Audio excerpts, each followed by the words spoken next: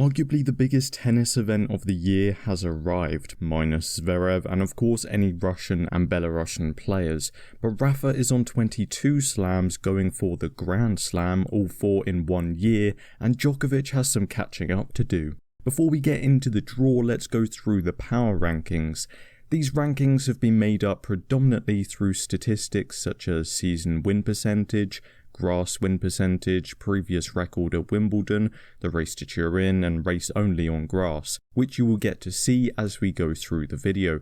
But let's get into it. Before we get into the top 10, I have, let's say, 5 players that are next in line and I want to mention. Starting with Alex de Minaur. The statistics gathered were up to date with the first 4 grass tournaments this season. But as of right now, Mallorca and Eastbourne haven't finished, of which, like last year, de Minaur is making a run at. The faster surface should help his lack of firepower. It is harder to defend on, however.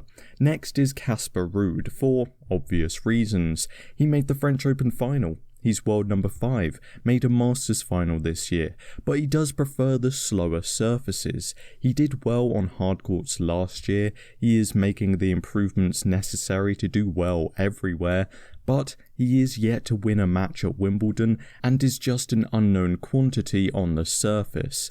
Cam Norrie is next. He's still not made a 4th round at slams. Last year it was unfortunate, he kept meeting the big 3 in the 3rd round, but this year he really needs to push past that barrier. Grass is his worst surface, but despite that, I reckon that backhand could skid through the court quite nicely. He beat Norrie at Queen's actually. Dimitrov, I think I said in a previous power rankings video, he's always going to be nearby, but very rarely will he push beyond that. He hasn't been beyond the 2nd round since 2017. Last one, RBA. He's having a run in Mallorca. I believe Wimbledon is his best slam as well. The flat ground strokes just help considerably. But did he have an injury? He missed the French. I can't remember. Moving on to our top 10, at 10 Marin Cilic.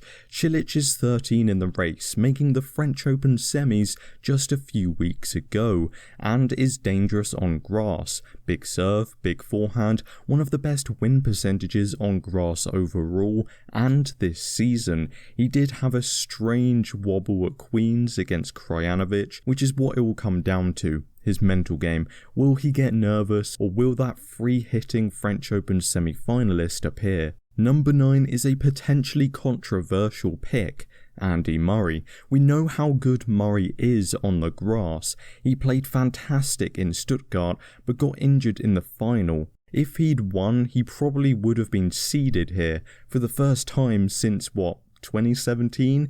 Everything comes down to 1, has he recovered? 2, can he play like he did that week in Stuttgart? And 3, he can't get into early 5-set epics against, no offense, but randoms. Number 8 on the list, quite far down, Stefanos Tsitsipas.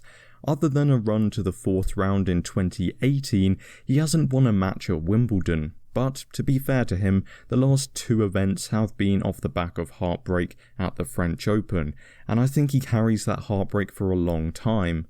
Game-wise, he has some good things for the surface. His approach shot for one is one of the best out there, making the volleys easier, but his lack of a chip return makes playing big servers very difficult.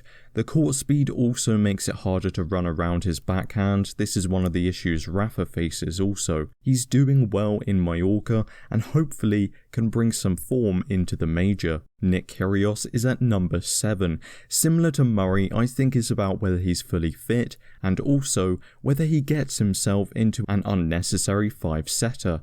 If not, then he's good to make a deep run. He's got a great season win percentage. It's actually so far his best season win percentage other than 2016, and because of this, he's moving back up in the rankings. Carlos Alcaraz next up. He is unknown on grass and an unknown at Wimbledon, playing the tournament for just the 2nd time after losing to Medvedev last year in the 2nd round, but he's a completely different player now. I have full faith, if not this year, he will win this tournament and be an all-surface player. He's far too talented not to be. The only thing I would like to see is how he does up against a big server. At number 5 is where we take a step up. This is a new section altogether. These are the guys that I genuinely can see winning the title. Felix Auger-Aliassime made the quarterfinal last year, losing to finalist Berrettini. Big serve, great +1 forehand. It's consistency. Credit to him, the last year he has been bringing that consistency to slams. In the lead-up tournaments, he hasn't convincingly beaten anyone, it's all been quite close, but he's having his best year yet. He's won a title finally, making 2 quarterfinals at Masters, and has been to the 4th round or better at 6 of the last 7 slams played in. Number 4. Pushing Felix down thanks to some recent results backing his semi-final run last year is Hubert Hurkacz. Hurkacz won Halle, beating some fantastic players in general and grass court players in Cressy, a serve and volleyer, Humbert, FAA, Kyrgios and Medvedev. As I said, he reached the semi-finals of Wimbledon last year, but previous to that in 2019, he managed to take a set off Djokovic in the 3rd round. He's got the big serve. His forehand can be a little iffy, but he's no stranger to the net, often diving around Becker style to retrieve attempted passing shots. Moving into the big leagues on grass now, Berrettini is at number 3 and has an easy case to make for the number 2 spot. Berrettini is the second best grass court player around these days, quite simply. Since the start of 2019, he's lost just 3 matches on the surface. 2, Djokovic, Federer and Goffin. This year he's won Stuttgart after time off with injury and defended his title at Queen's, yet to lose on the green stuff. Due to the injuries, he hasn't played much this season, but still is having a pretty solid year, getting to the semis in Australia and making the quarterfinals or better at the last 4 majors. In second place on the power rankings, you have Rafa Nadal. As I said, there's an argument to be made for Berrettini to be in this second place. He is the second best player on grass the past couple seasons, but Rafa is having a phenomenal year, and with injury allowing, he's a 2-time Wimbledon champion who's only lost to Federer and Djokovic since 2018. He very rarely plays a lead-in tournament, so those stats aren't relevant. For me, it's about staying healthy, staying aggressive, and returning well. To cap off the list at number 1 is Novak Djokovic, of course. Everyone knows why. Djokovic has won Wimbledon 3 times in a row and 5 of the last 7 years, defeating the king of grass himself in 3 of those meetings. His return is a key part of his game in general, but on the grass, where you would usually favour the bigger server, Djokovic still has the edge. On top of this, his own serve has vastly improved and bulked up since Ivanisevic's involvement. You need to have everything to beat this guy at this tournament. You need a solid serve to not get broken easily. You need to return well yourself to get opportunities. You need a good base level of consistency to not necessarily outlast him, but simply not make stupid errors, but also aggression to force him out of position and take control of the rallies. With the power rankings out of the way, let's take a look at the draw. Starting at the top in Djokovic's quarter, the seeds are Kecmanovic, Basilashvili, Opelka, Sinner, Isner, Otter and Alcaraz. Round 1 for the Serb should be fairly easy with Sunwoo Kwon. The second round he'll most likely face Kokkinakis. Again, shouldn't be a problem. Into the third round I have him facing 25th seed Kecmanovic, who we know is having a great season. 2 Masters quarterfinals around 4 and 3 at the majors, career best results, and he almost beat his fellow countryman in Belgrade earlier this year, taking the first set. Djokovic was building back his form and fitness then, but still. The fourth round is a difficult one to predict for Novak. Opelka, in theory, you would think should be great on the grass. He has the weapons, big serve, big forehand, should look to come to the net off the back of that power, but grass is his weakest surface. He hasn't really had the opportunity to play on it the last few seasons, to be fair to him, but with the difficult movement required on the surface and the fact he's already called Wimbledon an exhibition, I doubt his mentality coming in. Due to this, I have another unpredictable player and 22nd seed coming through to meet Novak, Basilashvili. Lost to Murray last year, Basilashvili is fairly equal on all surfaces. His power is ferocious, having already beaten Andrei Rublev on grass this season and pushed Kyrgios to 3. Ultimately, meeting Djokovic in the quarterfinal, I have Andy Murray, a controversial pick perhaps considering there's a certain young Spaniard in his section. Murray has a tough first round, but one I'd be disappointed in him losing. James Duckworth, when he's on, can be dangerous, but saying that, he hasn't won a match since the Paris Masters last year. The second round, Muzzer could face John Isner, another player who you'd think would like the grass, but despite a semi-final run in 2018, Isner hasn't really done much. With his edge on return, Murray should get through, leading to a meeting with Wawrinka, who in his peak made 2 quarter-final runs here, but otherwise has never really felt comfortable moving on the grass. He went through a period of hiring coaches just for the grass season due to his difficulty on the surface. This leads Murray to a 4th round meeting with Carlos Alcaraz. As I said, for Murray, it's down to whether he can stay fit and get through these matches quickly, and with Lendl in his corner, hopefully that forehand stays aggressive. And with Alcaraz, he's an unknown quantity on the grass. I have no doubt he'll win Wimbledon, but this year, I wouldn't be surprised if he loses in any round from the first to the final. He has some tricky opponents in Struff, Fognini and Otter before he gets to Murray anyway. Alcaraz is mentally very strong, but there was this one time in Paris last year against Sinner when the crowd support for his opponent seemed to get to him. I think maybe with Murray there's a possibility of that happening again. Back to Djokovic though, he'll get through comfortably. I think Murray would be very tired at this point, not leading to much of a fight. My dark horse in that case is, of course, Murray. He was so close to being seeded, hence not qualifying to be a dark horse, but that injury held him back. Hopefully, he's recovered well. On upset alert, and the popcorn match of the quarter is, of course, Wawrinka beating Sinner in the first round. Despite injury, Sinner's actually put together a solid year, but I think it's starting to catch up to him now. 2 very powerful players, Sinner's 0-4 on the grass now, and so it's more lack of faith in him than putting my faith in the Swiss. In Ruud's quarter, the seeds are Baez, Tiafoe, PCB, Norrie, Dimitrov, Paul, and Huber Hurkacz.